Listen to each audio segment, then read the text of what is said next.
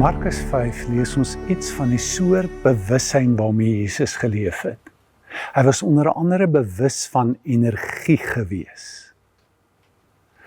Die message sê, Jesus felt energy just charging from him. Hy kon dit voel en hy het dit herken as energie wat nou uit my uitgaan. En dit was toe 'n vrou wat siek was en hom gevat het en gesond geword het. Nou, baie van ons lewe sonder hierdie soort bewussyn. David Benner meen dat die meeste van ons leef, omtrent 50%, 60% mense, hoofsaaklik met 'n liggaamsbewussyn.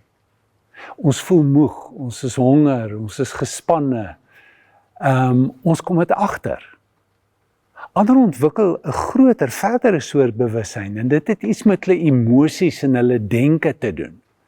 Is 'n meer van 'n innerlike bewussyn, maar dit is psigies van aard. Baie minder mense ontwikkel 'n geestelike energiebewussyn. 'n Bewussyn van dit wat vir my lewe bring en dit wat my stadig leeg maak. Nie alle energie bring lewe nie. Nie alles wat ons skynlik lewe bring, suiker gee vir jou energie, woede gee energie, verslawings gee energie, maar dit hou nie. Die energie van God laat iets anders agter. Vrede, helderheid, ons Bybelse woord is nugterheid, liefde, teenwoordigheid.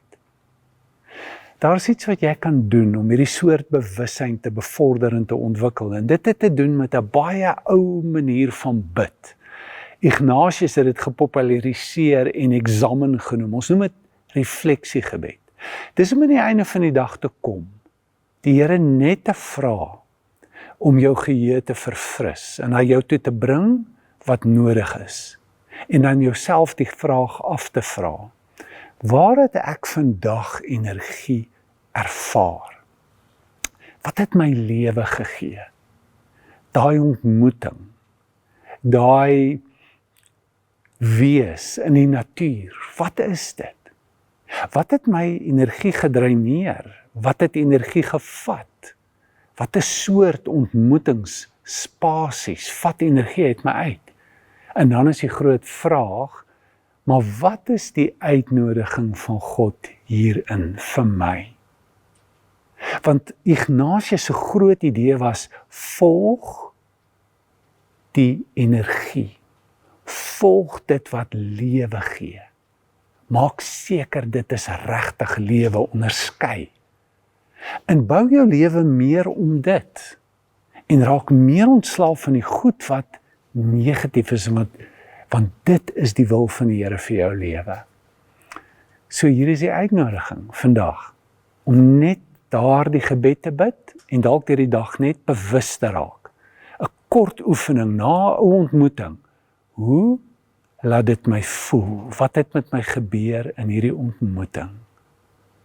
Geniet die dag.